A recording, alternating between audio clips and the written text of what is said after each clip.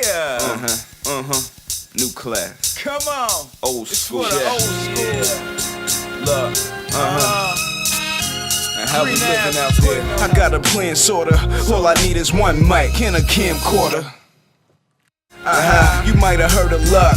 If you never did, you should turn this up. Let go. And take a good listen to the street knowledge that the hood missing. I got a plan, sorta. All I need is one mic and a camcorder. Thank you for joining us for our second edition of our video podcast series, Men in 10. My name is Christian Cole. I am the current vice president of the Student African American Brotherhood here at Stony Brook University, and I'm here with my two brothers. My name is Isaiah J. Karras. I'm the Sergeant at Arms for the Student African American Brotherhood. And my name is William Braxton. I'm the Community Service Chair of the Student African American Brotherhood. Thank you for joining me. So today we're going to talk about a few topics relating to the criminalization of black men. But before we get started, I just want to welcome my brother back. He just came back from a wonderful trip. Tell us where you went.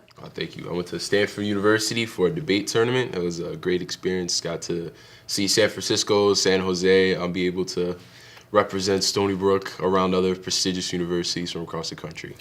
Just tell us, so what were some of your opponents? We went against some other well-known Ivy League schools, Harvard, I'm sure, UC Berkeley, a variety of different teams. Wow, that's an experience. Thank you very much. Crazy. So today we're talking about the criminalization of black men. And before we get into that, I want to introduce a topic to open it up. So there's an idea that was first coined by W.E.B. Du Bois in the early 20th century. It was called double consciousness. And by double consciousness, he spoke about the idea of black men having two identities and being aware of those two identities and how that sort of affected them as they move through life. So it's the oneness with two souls, and it's that awareness that you are your African identity and then you're also your American identity. But while knowing those two identities, you're aware that members of the society don't view you as whole Americans due to the fact that you are an African American. And just what are your thoughts on that? I think there's African American people, African American men specifically in relation to us. We have to go through a process of decriminalization with ourselves whenever we present ourselves in professional environments, areas, or even social engagements. We have to go through this sort of reassurance of people around us that we're not an imminent threat, that we're not hazardous or dangerous, that we're not looking to cause them any potential harm with our actions and activities, that we're merely just walking into a store or trying to apply for a job, things of that nature. So I definitely think that there's more obstacles that we have to climb through, hoops to jump through and things of that nature in order to just get regular recognition because of what the media has done to the betrayal of the black man. Absolutely. Like, in my opinion, I've definitely felt that feeling that when I walk into an area, I need to present myself as, like you said, a non-threat, or just because I know that there's stories where just the way I look may be perceived to be threatening to members of another community. And as men of color, we have to keep that idea, and it affects us. William, did you have any thoughts on that? Yeah, I mean, my kind of thoughts is, yeah, I hear that, and I think also, I see it as like a very damaging like kind of thing where you always have to be aware of yourself and who you are. You're always asking that question, like, who am I? You feel like you have to act certain ways to fit in or not be a threat in certain situations, and constantly being like just aware of yourself, how you act can be like very distracting from being your genuine self. Did you have any thoughts on like your perception as a black man in the white community? Yes, I grew up around in a white community, and kind of like my perception of that is, I kind of had it like in two ways. It's kind of like a whole like identity thing of who was I, because I grew up like around a whole bunch of white people, and I'm the only black person, and I feel like I'm always like aware of how I'm acting. Are they attributing stereotypes to me? What would they say? Like I hear stuff like, oh, like you're not like other black people, or oh, like you're like an inside out Oreo.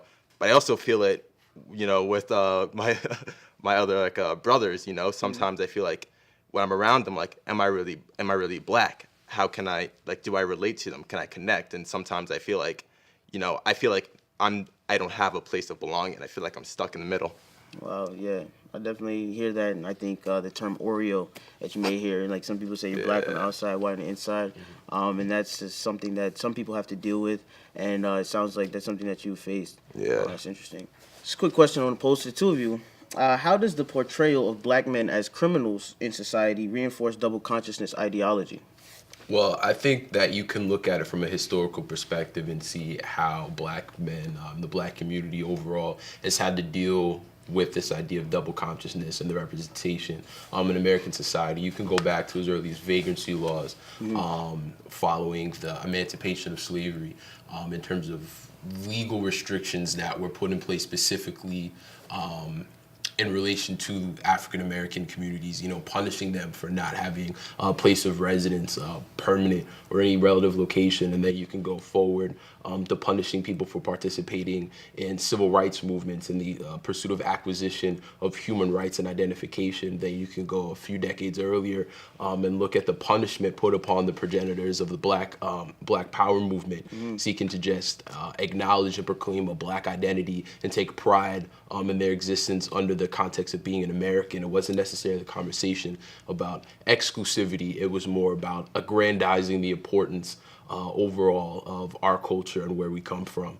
And then you can go even further, some more decades into, and talk about the concept of the super predator complex that came about between the 80s and the 90s, and just the criminalization of black men there. That's where we really see the era of mass incarceration happening. So I think that there's been a great misrepresentation and a societal and structural oppression that's happened to the black man that's been extremely detrimental. Absolutely. So you mentioned two things. You mentioned slavery and mass incarceration. So some people call mass incarceration the modern day slavery. And that's just something that is becoming a real issue, and people don't like to talk about it, or they don't want to really stress the importance of it. But us as black men, we feel pressures in society, and pressures from police system, police brutality. We're seeing stories about our brothers being brutalized, as well as that feeling that there's a criminal element to being a black male. So us as brothers, we're here to give our voice on that. And strictly speaking, previously preceding the super predator was the war on drugs. Do you have any thoughts about that, William? Oh man, the war on drugs, that stuff is like, my thoughts on that is, I was gonna say, it's crazy because like, the war on drugs, I feel like now that kind of stuff is treated like more like a mental health issue, and it's like, oh, how can we help people like get off of these drugs? How can we help them get better? But back then, the war on drugs was like, it wasn't treated like that. It was criminalized, and lots of poor people and black people who were caught with drugs were put in prison and kind of just left there. They weren't given like the help that they may have needed or whatnot. They were just criminalized. So it's just like crazy to see that dynamic. And I remember I was watching the documentary 13th. What was the president of the time? Oh man, Bill Clinton? No, Reagan. Nixon? Reagan. Okay. Reagan. It was like one of his advisors was like caught on tape, kind of speaking about it, and he said like, back then, you can say like, oh, like we do this and like this hurts black people like this, like that, like that. But then he's saying like, but now like you can't do that. It's not acceptable. So we rephrase the problem. We say like different things. We say like, oh, like tax cuts, or like, war on drugs. Like, and it's like it hurts the black person more than the white person. He outright said that, Yeah. So it's just like crazy how that's like the thought process that was back then, but it's not like seen. Absolutely. So with that, that wraps up our 10-minute segment for today. But we're going to ask you to join us, to stay tuned for our second segment where we continue our discussion. Thank you guys for joining me. It's great. All I need is one mic and a camcorder.